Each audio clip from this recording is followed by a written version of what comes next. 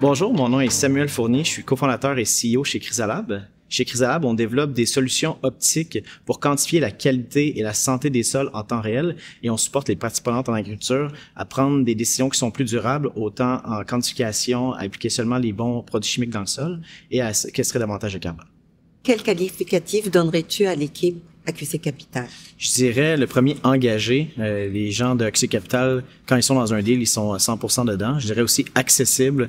On s'échange souvent des textos, des appels, on va dîner ensemble pour essayer de travailler sur certaines choses. Puis le dernier, c'est centré sur le fondateur. Donc, il supporte vraiment l'entrepreneur dans son passage, dans son développement d'entreprise.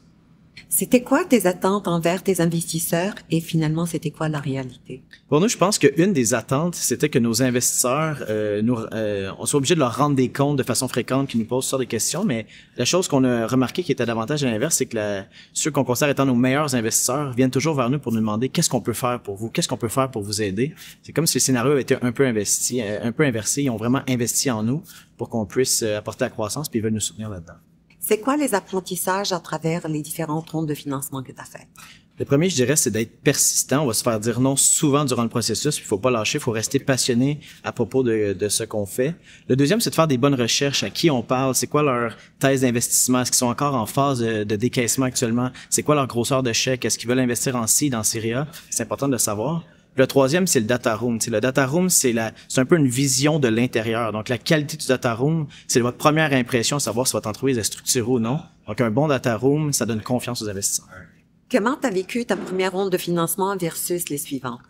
Écoute, la première ronde de financement, on était assez green, là. On n'avait pas beaucoup de contacts dans le milieu, on n'avait pas non plus beaucoup de connaissances sur comment structurer cette ronde-là. Donc, on s'est entouré de personnes de confiance pour nous aider à nous supporter là-dedans. Est-ce qu'on a fait des erreurs? Oui. Est-ce que je referais tout exactement de la même façon? Non. Je dirais que ce qu'on a appris surtout, on a maintenant une meilleure connaissance de l'écosystème de financement. On a plus de contacts, on a plus de structure. On sait un peu plus aussi qu'est-ce qu'on veut, où est-ce que l'entreprise s'en va. L'entreprise s'est développée d'une idée à maintenant des vraies ventes, de la consolidation puis de la croissance. Donc, on a beaucoup appris dans ce processus-là dans les dernières années. Et c'est quoi la recommandation ou l'erreur que vous jugez vous avez fait et puis vous allez là comme conseiller un nouveau une nouvelle start-up à ne pas faire? Je pense que la chose la plus importante que nous, on n'avait pas nécessairement le sentiment qu'on pouvait faire, mais que quand on regarde aujourd'hui, on se dit on aurait pu peut-être faire des choses un peu différemment. C'est les investisseurs font une grosse due diligence sur nous, à se dire est-ce que c'est vraiment un bon investissement, est-ce qu'on veut investir là-dedans, est-ce qu'on croit au produit, au fondateur. Mais nous, on s'est pas permis nécessairement de faire la même chose pour les fonds qui ont investi chez nous. T'sais, nous, quand on arrive avec des chèques, on a dit oui, nous, on a besoin d'argent pour de la croissance. Ouais.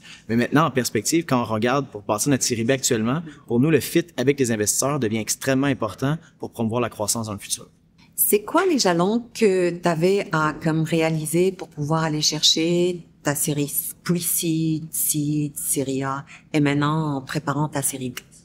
Je pense que le plus gros changement, ça se passe du pre-seed, seed. On est très sur l'équipe. C'est quoi? Est-ce que vraiment l'équipe a tout ce qu'il faut pour, en bon français, la mettre au bord de la clôture? Puis est-ce que le marché est assez gros, le potentiel technologique qu'on développe? Quand on arrive davantage au niveau de la série A, de la série B, c'est est-ce que les ventes sont au rendez-vous? Est-ce que le business model fait du sens? Puis est-ce que c'est scalable? Est-ce qu'on a vraiment, avec plus d'argent, on peut aller plus loin? Puis vraiment être en mesure de faire un effet multiplicateur sur qu'est-ce qui existe déjà? Versus quand on est en pre-seed, seed, il faut vraiment avoir la grande intuition que l'équipe va vraiment tout faire pour que ça soit un succès. Merci beaucoup, Samuel. On te remercie vivement de la part d'AQC Capital. Et puis, on remercie aussi toute l'équipe de Chrysalab pour le beau travail qu'ils sont en train de réaliser. Et puis, on te souhaite du succès et puis une bonne ronde de série B. Merci, Kelton.